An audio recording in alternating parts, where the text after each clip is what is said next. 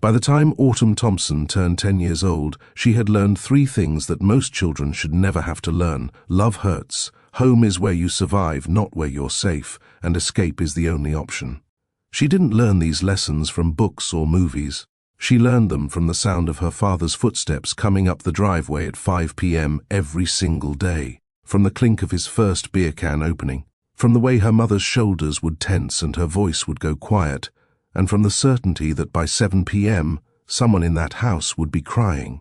The Thompson house looked normal from the outside. 3 bedrooms, white picket fence, a minivan in the driveway, neighbors who waved and smiled. But inside those walls was a war zone where a little girl learned to make herself invisible, where love was measured in silences and survival tactics, where every evening played out like a scripted nightmare that nobody could escape. And the worst part, Autumn thought this was normal. She thought every family lived like this. She thought every father came home and transformed into a monster by dinner time. Richard Thompson wasn't always drunk, but by 7 p.m. he always was. Construction worker by day, tyrant by night, the pattern never changed. 5 p.m. he'd walk through that door. 6 p.m. dinner would be served in complete silence, children's eyes glued to their plates. 6:30, the 4th or 5th beer would pop open. 7 p.m. the yelling would start. "Carol, this house is a mess. What do you do all day?" "Autumn, you got a B in math. You're lazy and stupid. Why did I end up with such a worthless family?" By 7:30, Autumn and her siblings would be hiding in her room, listening to the crashes downstairs, the sound of something breaking, something being thrown. Never at people, but at walls, at furniture, at the life her mother had tried to build. By 9 p.m., Richard would pass out on the couch, and only then, only in those quiet hours after the storm, could the children finally breathe. Autumn had an older brother, Brandon, who dealt with the chaos by becoming just like their father, angry and aggressive, taking out his pain on his younger sisters. And she had a younger sister, Jessica, who dealt with it by disappearing entirely, becoming so quiet that teachers at school worried she might be mute. But Autumn, caught in the middle, learned a different survival skill. She learned to read the room, to monitor her father's mood like a meteorologist tracking a hurricane, to know exactly when to hide, when to stay silent, when to make herself so small that maybe, just maybe, she'd be forgotten. Christmas morning, age 8. Autumn had asked for one thing, a dollhouse she'd seen in a store window. On Christmas morning, there was a box under the tree. Her heart leaped, but when she opened it, it was a cheap knockoff from a discount store, plastic walls already cracking. She tried to hide her disappointment, she really did. "Thank you," she whispered, forcing a smile. But Richard saw it. He saw that flicker of disappointment cross her face, and by 10 a.m. he was already drunk. "What, it's not good enough for you? You ungrateful little brat. You think money grows on trees?"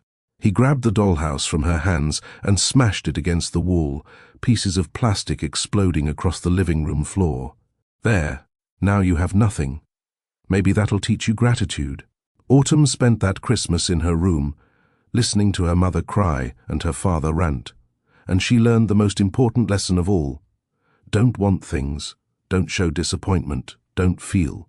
3 years later, she brought home straight A's. For the first time in her life, she was proud of herself. Maybe, just maybe, her father would be proud too. "Dad, look, all A's," she said, holding out the report card with trembling hands. Richard barely glanced up from his beer. "So what? You're supposed to get good grades. You want a medal for doing the bare minimum?" Then his eyes caught something. "What's this? An A- in science? You're slipping. You're getting lazy. Maybe I should take away your books since you're not using your brain anyway." And he did. For an entire month, Autumn wasn't allowed to read, the one escape she had from her reality, taken away because an A- wasn't good enough. She learned that achievement meant nothing, that she would never, ever be good enough for him. By 13, Autumn had her first crush. A boy named Jake asked her to a school dance, and for one brief, shining moment, she felt normal. She felt like maybe she could have what other girls had. She gathered her courage at dinner and asked permission. A dance with a boy? Absolutely not. You're 13. You trying to end up pregnant like your mother? Her mother tried to intervene. Richard, it's just a school dance. Shut up, Carol. This is what happens when you're too soft on them. Autumn, no. And if I find out you're sneaking around with boys, you'll regret it. Autumn never went to that dance. She learned that she didn't deserve normal things, that happiness wasn't meant for girls like her. At 15, desperate and breaking, Autumn made a mistake. She told a school counselor that things were hard at home. The counselor called Child Protective Services. A worker came to the house, clipboard in hand, concerned expression carefully arranged on her face. But Richard, sober and charming, played the part of the worried father perfectly. I don't know what Autumn told you, but she's been going through a rebellious phase, making up stories for attention. You know how teenage girls are. Carol backed him up, just like she always did. Everything's fine here. Autumn just has a vivid imagination. The CPS worker looked at Autumn, and Autumn saw her one chance at escape slipping away. But she also saw her father's eyes, the silent threat behind them, and her mother's pleading look. Is that true, Autumn? Were you making it up? And Autumn, terrified and trapped, said the words that would haunt her for years. Yes. I'm sorry. I was just mad about being grounded. I made it up. The worker left. That night, Richard didn't yell. He did something worse. He gave Autumn the silent treatment for 3 months, complete isolation within her own home, a punishment that taught her the most devastating lesson of all. No one will save you. Don't ask for help. You're on your own. At 16, Autumn found her lifeline, college. She could get scholarships, she could leave, she could finally escape. Dad, I've been looking at colleges. I think I could get scholarships. College? For what? So you can waste 4 years partying and come back with debt? No daughter of mine is going to. College to become some feminist who thinks she's better than her family. You'll get a job after high school, contribute to this family for once, or get married. Those are your options. But Autumn didn't give up. She applied to colleges in secret, using school computers, forging permission forms, building her escape plan one hidden application at a time. Then came the night that changed everything. Autumn was 17. Richard came home drunker than usual, meaner than usual. The yelling started, but this time it escalated.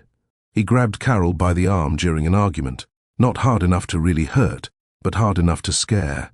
Jessica started crying, and for the first time in her entire life, Autumn stood up. Dad, stop. You're scaring Jessica. Richard turned, his face red, his eyes wild. What did you say to me? Autumn's voice shook, but she said it again. I said, stop. Please. Just stop. He advanced toward her, got in her face, fist raised, spit flying as he screamed. He didn't hit her, but in that moment, Autumn saw her entire future flash before her eyes. If I don't leave, I'll become Mom. I'll find a man like Dad. I'll repeat this cycle. I'll die here. That night, while her father snored on the couch, Autumn made a plan: graduate high school in 4 months, use her scholarship to a state university 200 miles away, and never come back. On graduation day, Autumn walked across that stage with a 3.9 GPA, a full scholarship, and a plan for freedom. Her parents didn't attend. 2 days later, while they were out, she packed everything she owned into 2 duffel bags, left a note on the kitchen table that said simply, I'm going to college. Don't look for me. I need to build my own life, and took a bus out of town with $347 and a desperate hope that anywhere was better than here. But here's the question nobody prepared Autumn for, the question that would haunt her for the next 9 years. When you escape a broken home, when you finally get out, how do you escape the broken parts of yourself? How do you stop choosing men who hurt you when pain is the only version of love you've ever known? Can you ever truly be free from a prison you carry inside your own heart? Autumn was about to spend nearly a decade trying to answer that question, failing over and over again, before she'd learn the most important truth of all.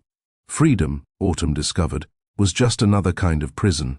She had escaped the house, escaped her father's rage, escaped the sound of breaking glass and broken promises. But she couldn't escape the voice in her head that sounded exactly like Richard Thompson telling her she was worthless, damaged, destined to fail. College should have been her fresh start, her chance to rewrite her story, but instead, it became a masterclass in self-destruction, a painful education in how trauma doesn't just live in the place you left behind, it lives in your bones, in your choices, in the type of person you let close enough to hurt you. Let me tell you about Jake, boyfriend number 1. Autumn met him 3 months into her freshman year, at a campus party she almost didn't attend. He was charming at first, attentive, interested in her in a way that made her feel seen. But seen isn't the same as safe. Within weeks, Jake wanted to know where she was every minute of every day. Who were you talking to? Why didn't you text me back immediately? Why are you wearing that? The questions came rapid fire, accusations disguised as concern, and Autumn, who had spent 18 years walking on eggshells, found herself doing it again, monitoring her behavior, making herself smaller, trying desperately not to make him angry. The first time Jake yelled at her over something trivial, something she can't even remember now, Autumn's entire body went cold. But here's the twisted part. Here's the thing that would take her years to understand. It felt familiar, and familiar felt like home, and home, however broken, felt safer than the unknown. She stayed with Jake for a year, enduring his jealousy, his controlling behavior, his verbal attacks that grew sharper and more frequent. It took her roommate physically helping her pack her belongings and change her phone number for Autumn to finally leave.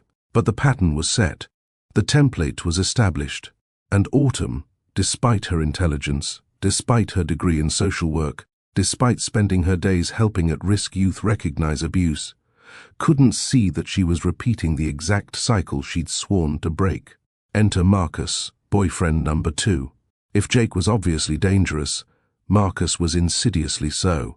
He was a graduate student, soft-spoken, intellectual, the kind of guy who quoted philosophy and talked about emotional intelligence. Autumn thought he was different. She thought she'd learned her lesson. She was wrong. Marcus didn't yell. Marcus didn't control through anger.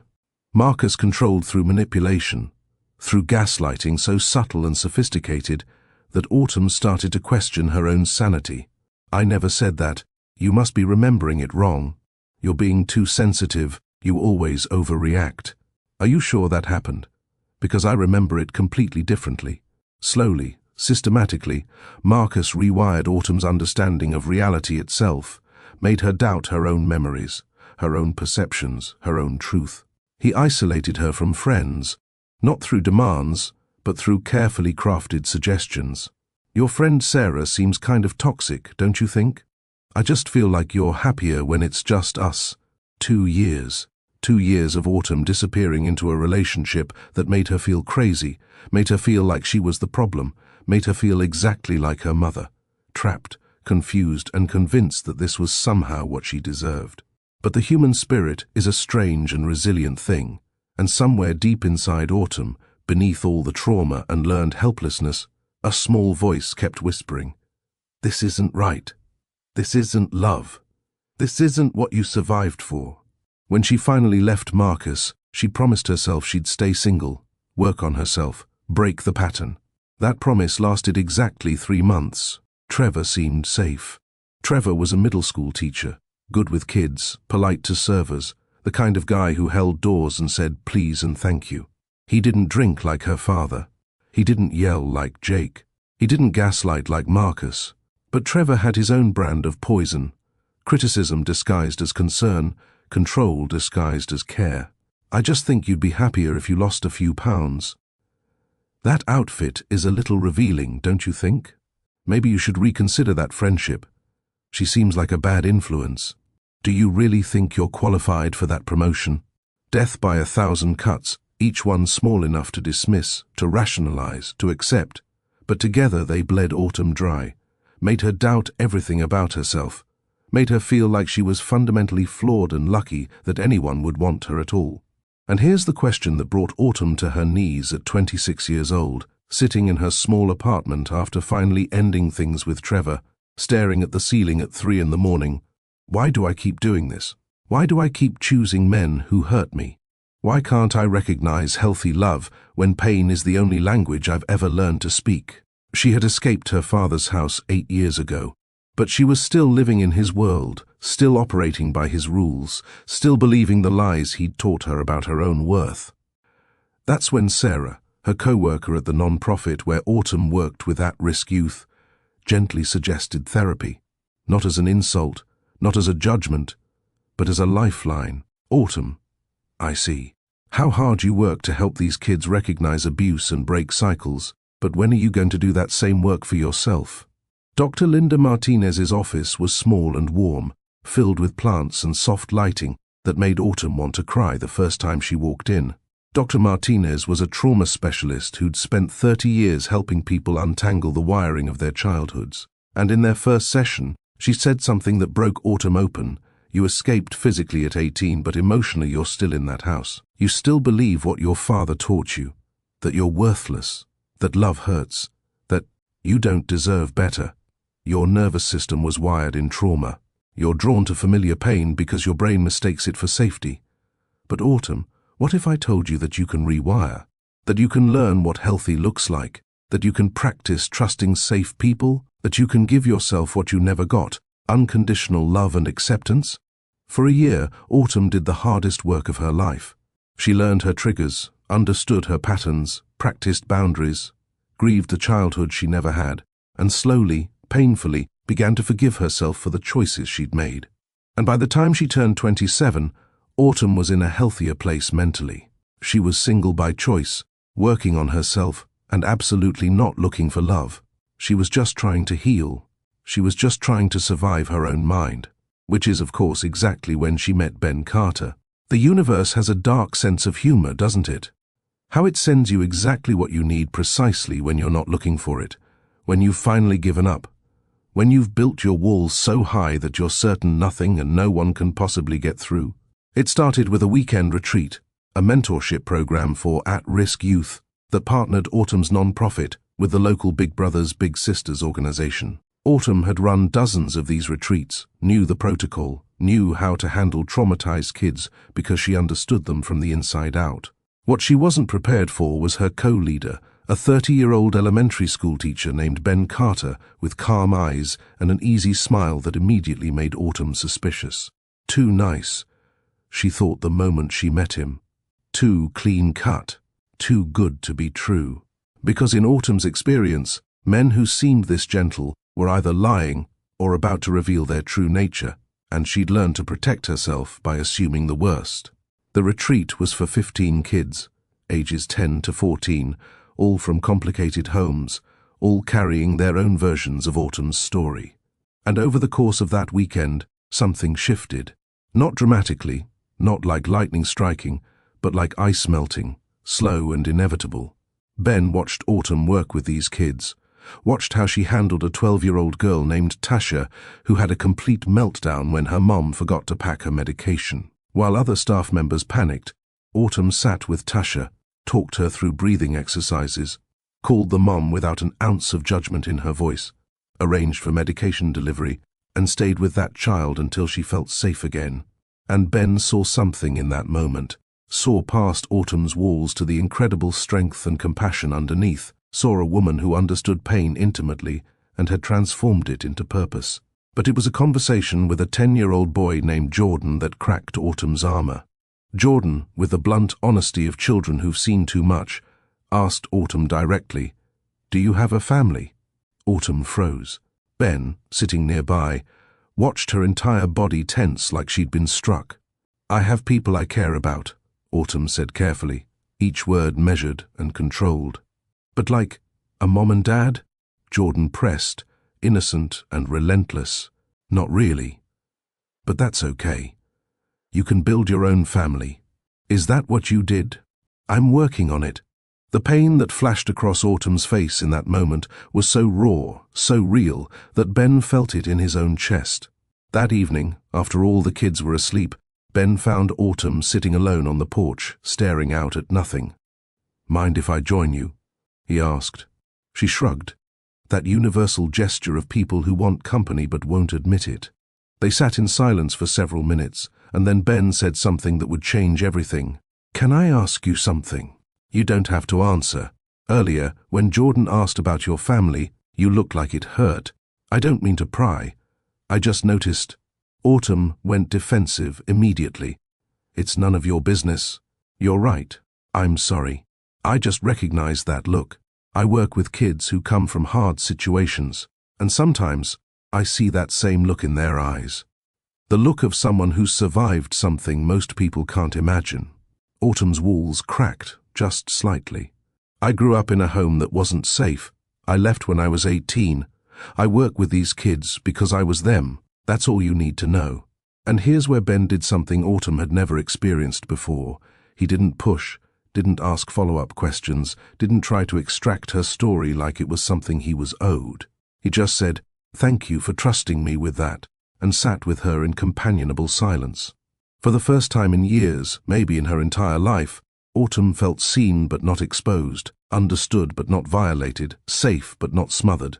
After the retreat ended, Autumn tried to forget about Ben Carter, tried to categorize him as a nice guy who meant nothing, tried to rebuild her walls. But they kept crossing paths at organizational meetings, and Ben was consistently, maddeningly kind but not pushy, interested but respectful of boundaries, friendly but not flirty, present but not demanding. It confused Autumn more than anger ever could. She kept waiting for the mask to slip, for the real Ben to emerge, for the hurt to begin.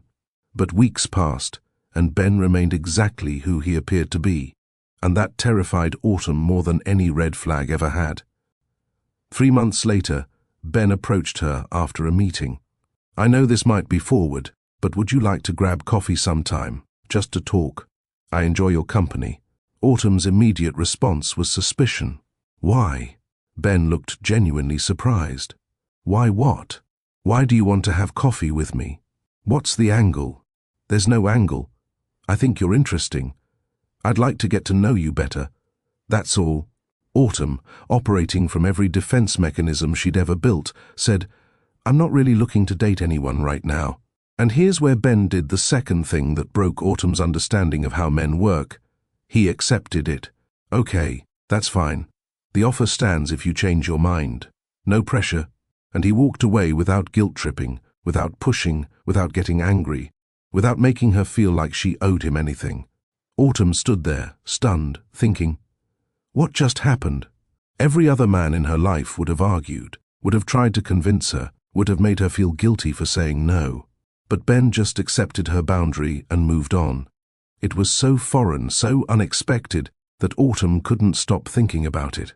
2 weeks later, at 2 in the morning, Autumn texted him, "That coffee offer's still open." His response came quickly, "Absolutely." "When are you free?" They met the next day at a local cafe, and Autumn arrived armed with every defense, every wall, every mechanism she'd perfected over 8 years of protecting herself.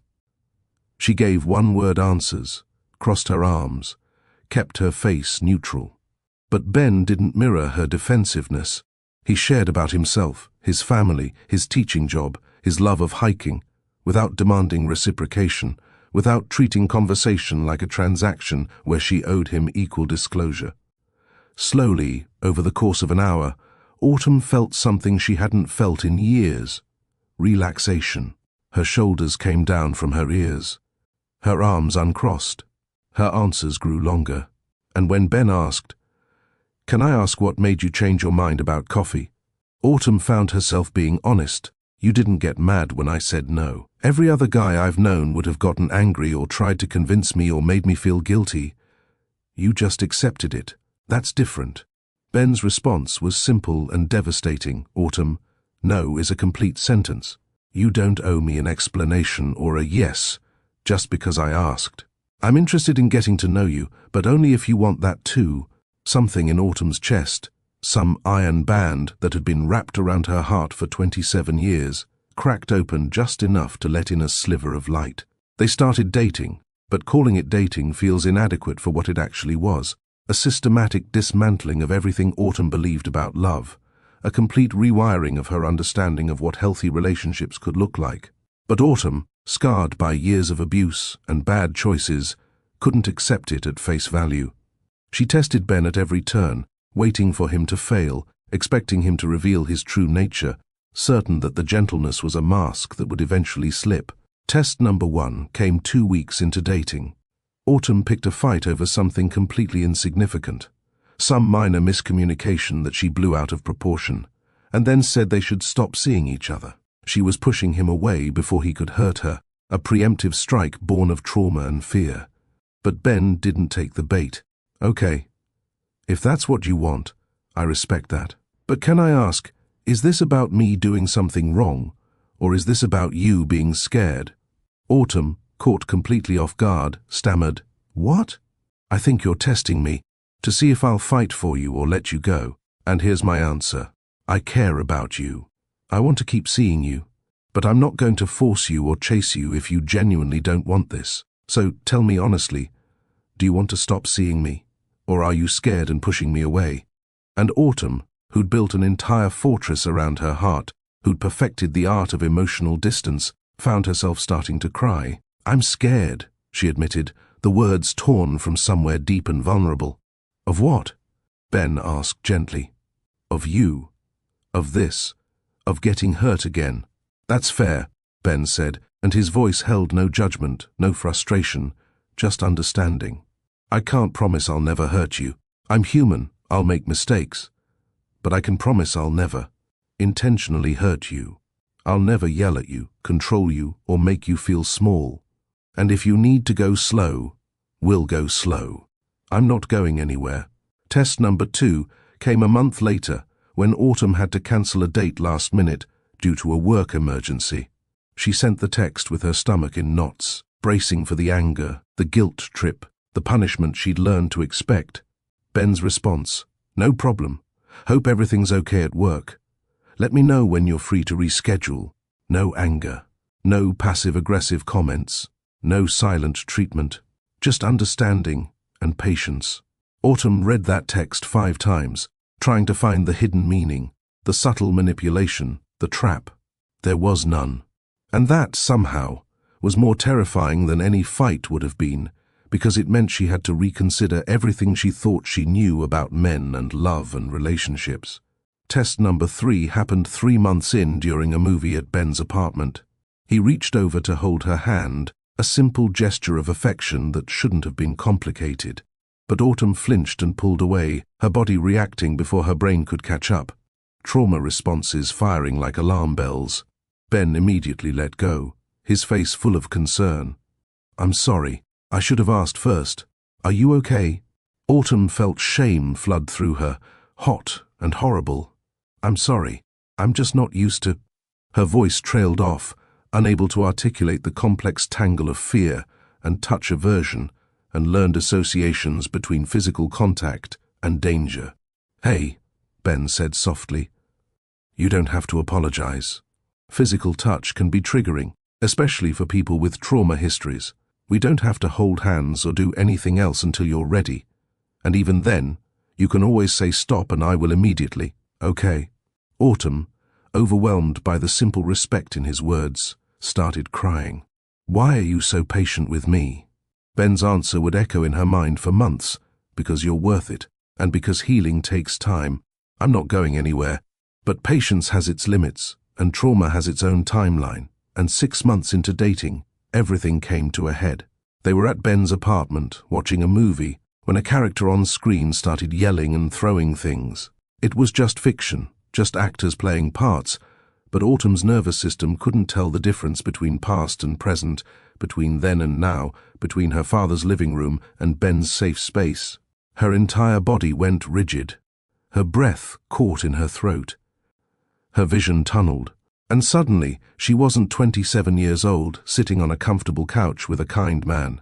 She was 8 years old, hiding in her room, listening to her father destroy her.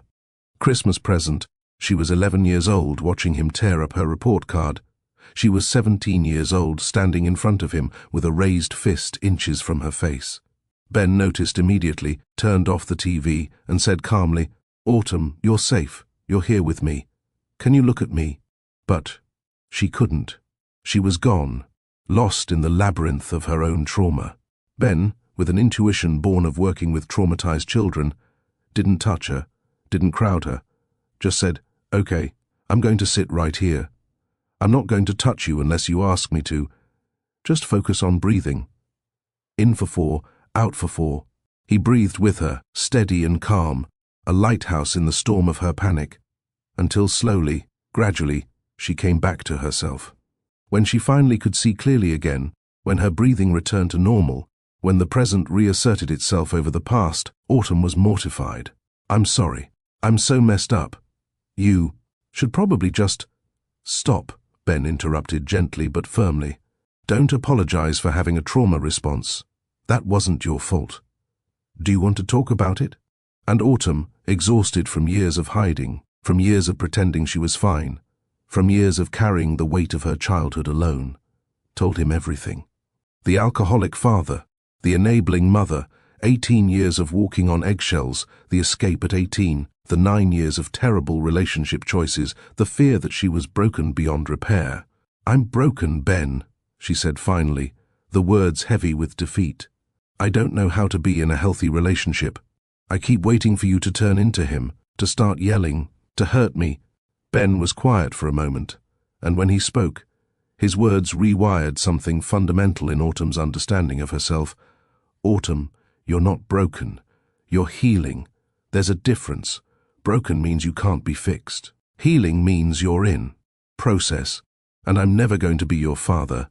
I don't yell. I don't throw things. I don't drink. I communicate. And if I ever do something that triggers you, I want you to tell me so I can adjust.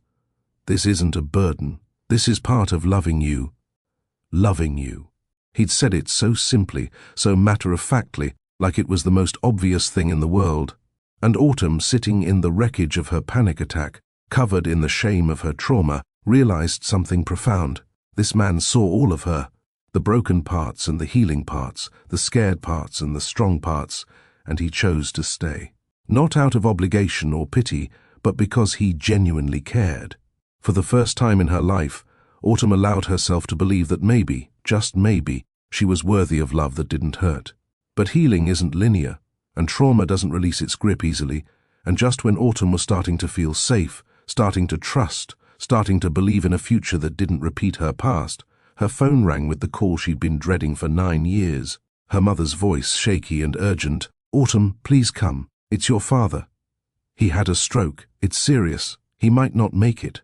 And just like that, the past came crashing into the present, demanding to be confronted, refusing to stay buried. Autumn hadn't seen her family in 9 years. 9 years of carefully constructed distance, of monthly obligatory phone calls with her mother, of avoiding every question about when she'd visit, of building a life that existed completely separate from the Thompson household. And now her mother was asking her to come back, to return to the source of all her trauma, to face the man who'd taught her that love was something to survive rather than something to enjoy. I can't, Autumn told Ben, her voice hollow. I can't go back there. Okay, Ben said simply. Then you don't have to. But what if he dies? What if I never see him again, and I regret it? Do you think you'll regret it? Ben asked. It was a good question, one Autumn didn't have an answer for. Part of her wanted her father to die without her there, wanted to deny him the comfort of seeing his daughter one last time, wanted him to feel even a fraction of the abandonment he'd made her feel her entire childhood. But another part of her, the part that worked with traumatized kids and understood the complexity of family wounds, knew that this might be her only chance for closure, for confrontation, for saying the things she'd carried silently for 27 years. Will you come with me? She asked Ben, and it was the most vulnerable request she'd ever made, an admission that she couldn't do this alone, that she needed support, that she was willing to let someone hold her up when she couldn't stand on her own. Of course, Ben said, like it was never even a question. The hospital was 2 hours away, 2 hours of Autumn's hands shaking and her stomach churning and her mind running through every possible scenario. When they walked through the doors of the ICU, Autumn saw her family for the first time in nearly a decade. Her brother Brandon, now 31, still angry at the world, barely acknowledged her. Her sister Jessica, now 24, looked at Autumn with eyes that held both resentment and relief. And her mother Carol, 55 years old and looking 70, hugged Autumn with desperate, needy arms that made Autumn want to pull away.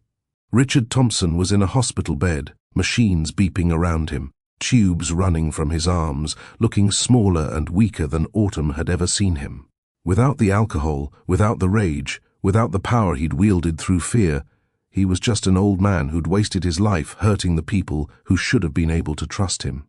He opened his eyes when Autumn approached. "You came," he said, his voice weak and slurred from the stroke. "Mum called," Autumn replied, keeping her voice neutral, refusing to give him the comfort of her emotion. "I'm sorry," Richard said, and those two words hung in the air between them, inadequate and far too late. "For everything. I was a terrible father." It was the first apology Autumn had ever heard from him, the words she'd waited her entire childhood to hear. But they felt empty, hollow, like trying to fill a canyon with a teaspoon, too little, far too late. "You were," Autumn said simply, and she saw him flinch like she'd struck him. "And I'm not ready to forgive you. I don't know if I'll ever be ready, but I hope you get better." It wasn't forgiveness, but it wasn't cruelty either. It was honesty, the kind of honest communication she'd learned in therapy, the kind that didn't require her to make herself small or swallow her truth to make someone else comfortable. She stayed at the hospital for 20 minutes, answered her mother's desperate questions about her life with vague pleasantries, hugged Jessica goodbye, and left. On the drive home, Autumn cried harder than she'd cried in years, great heaving sobs that shook her entire body. Ben drove with one hand on the wheel and one hand holding hers, silent and present, not trying to fix it or minimize it, just being there. "Is it wrong that I can't forgive him?" Autumn asked through her tears. "No," Ben said firmly. "Forgiveness is your choice, not an obligation, and you get to decide if and when you're ready. You don't owe him absolution just because he's sick." That night, Autumn called Dr. Martinez for an emergency session, and they worked through the complex tangle of emotions: grief for the father she never had, anger at the father she did have, guilt for not being able to forgive, relief that he could no longer hurt her, fear that she was just like him, hope that she could break the cycle. It was messy and complicated and painful, but by the end of the session, Autumn had clarity. She didn't have to forgive her father to move forward. She didn't have to maintain contact with her family to be a good person, and she had the right to choose her own future over her obligation to the past. 2 months later, on a hiking trail at the top of a mountain, Ben asked Autumn a question that would change everything. They'd stopped at the summit to catch their breath and take in the view, and Ben turned to her with nervous energy she'd never seen in him before. "Autumn, 2 years ago, I met a woman who was guarded, scared, and convinced she didn't deserve love. But I saw past the walls. I saw someone strong, resilient, and capable of incredible love. You've let me in bit by bit. You've trusted me with your story. You've allowed yourself to heal while loving me. I can't imagine my life without you." He got down on one knee, pulled out a simple ring, and said, "Will you marry me? Will you let me spend the rest of my life showing you what love is supposed to feel like?" And Autumn, who'd spent 27 years believing she was damaged, broken, destined to repeat her mother's mistakes, said yes. Not because Ben saved her, but because she'd saved herself and then chosen to share that healed self with someone worthy of her. She said yes because she'd learned that love doesn't have to hurt, that home can be safe, that the cycle can be broken. But the question remains, can Autumn truly build a life completely different from the one she came from? Can she become the kind of parent her children deserve when she never had a model for what that looks like?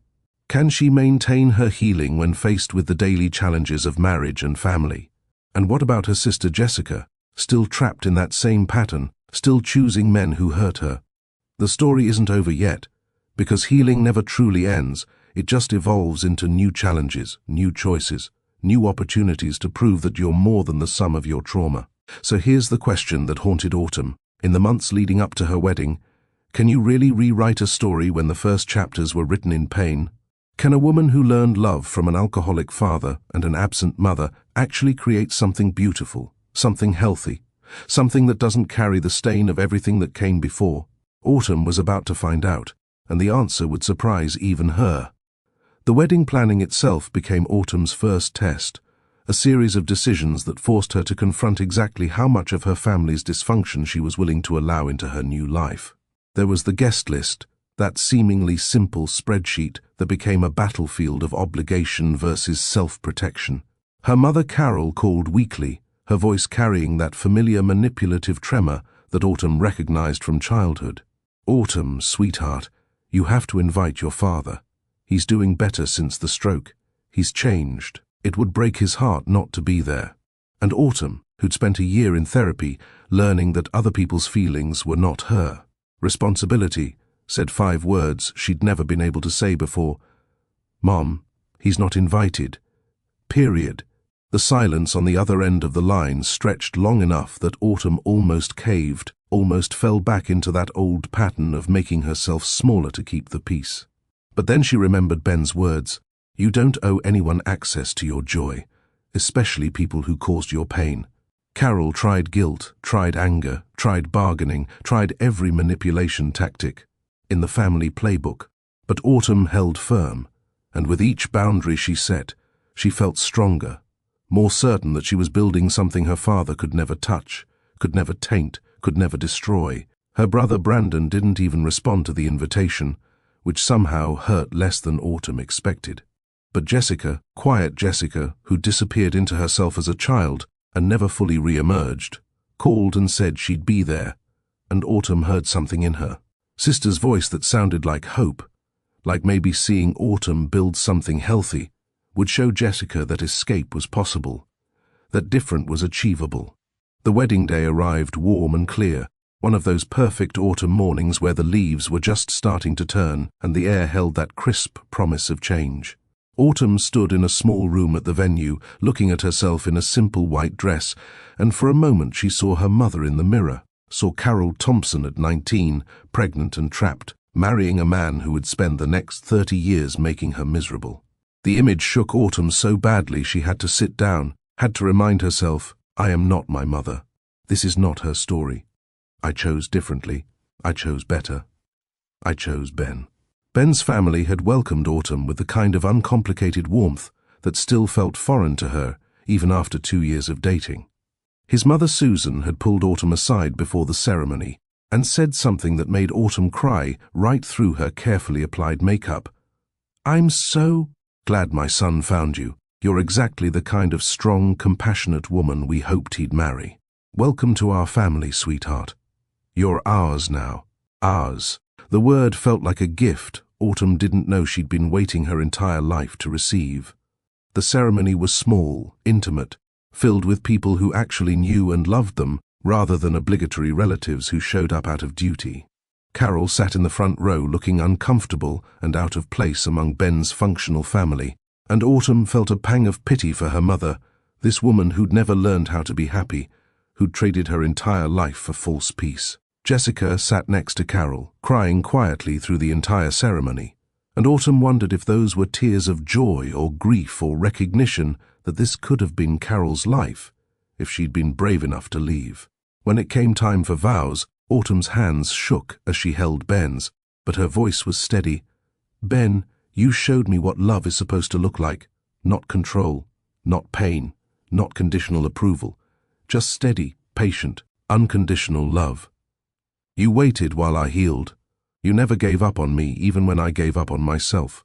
You taught me that I'm not broken, that I'm worthy of love, that home can be safe. I choose you. Every day. Forever." Ben's vows were simpler but no less powerful. "Autumn, you are the strongest person I know. You survived things that would break most people. You built a life from nothing. You help kids who are where you once were. You let me love you even when you were terrified. I promise to always be your safe place, to never yell, never control, never hurt, to communicate, respect, and cherish you. Always." The reception was everything a Thompson family gathering had never been. Laughter without edge, joy without fear, celebration without the ticking time bomb of Richard's drinking. Autumn danced with Ben, danced with Ben's father, danced with her co-workers and friends, and realized, with startling clarity, that this warmth and safety and genuine happiness, this was what normal felt like, and she'd never experienced it before in her entire life.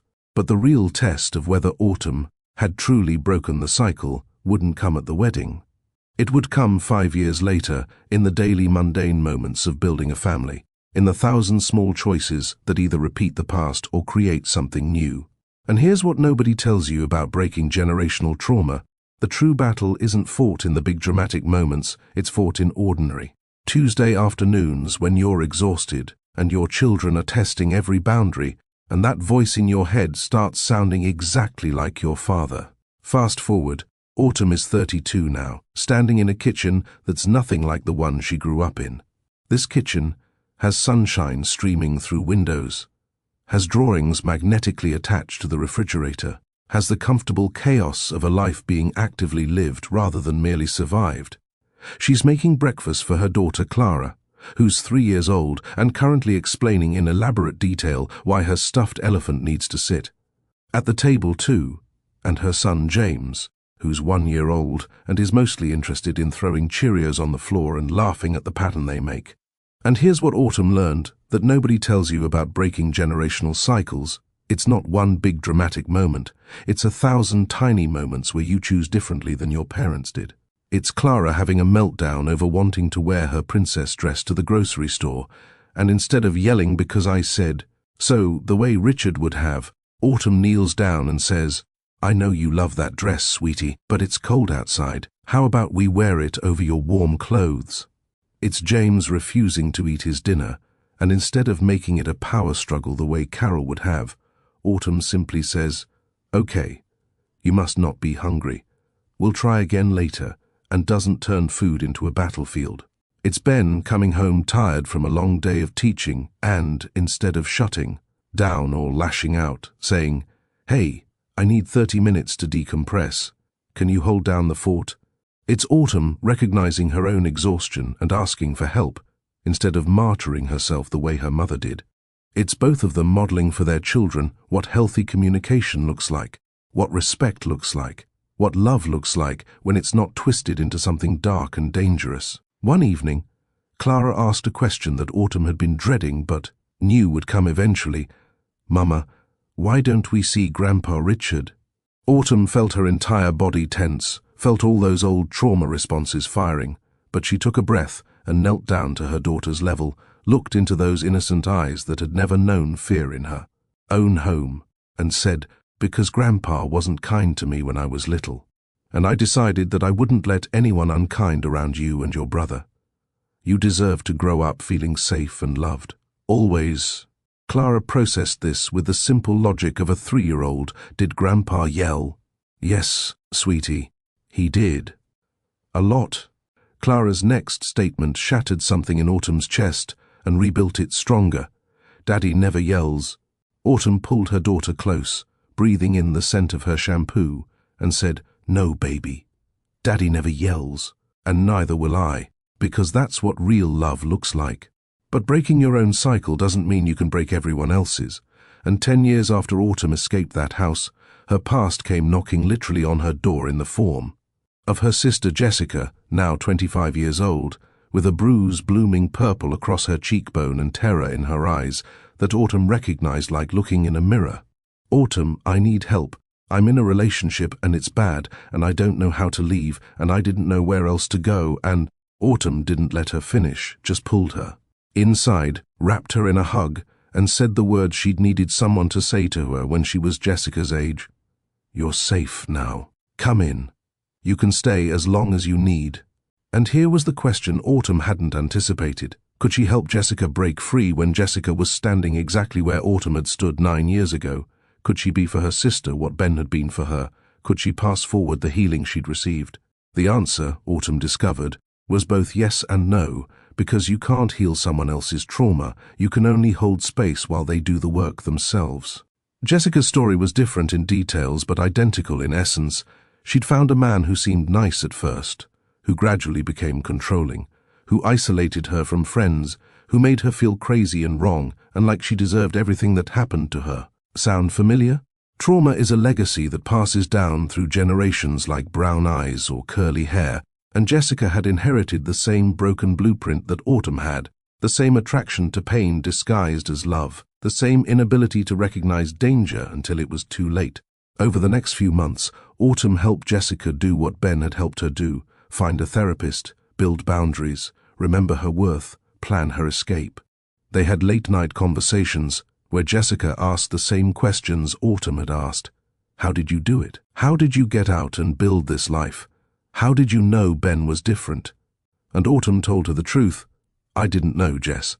I tested him constantly, pushed him away, waited for him to show his real face. But he never did. He was patient when I was scared, gentle when I was angry, consistent when I was chaotic. And slowly, I learned that not all men are like Dad. Some men know how to love without hurting. Jessica moved in with Autumn and Ben for 6 months, sleeping in their guest room, slowly rebuilding herself the way Autumn had. Clara loved having Aunt Jessica around, and watching Jessica play gently with her niece. Autumn saw glimpses of the girl Jessica could have been if she'd grown up in a different house, with different parents, with safety instead of survival as her daily reality. And one night, after putting the kids to bed, Jessica said something that made Autumn realize the true power of breaking cycles. You know what's crazy? Watching you and Ben together, seeing how he talks to you, how he helps with the kids, how he never raises his voice. Even when he's frustrated, I realized I didn't even know that was possible. I thought Mom and Dad were just how marriage worked. But you're showing me different. You're proof that we don't have to repeat their mistakes.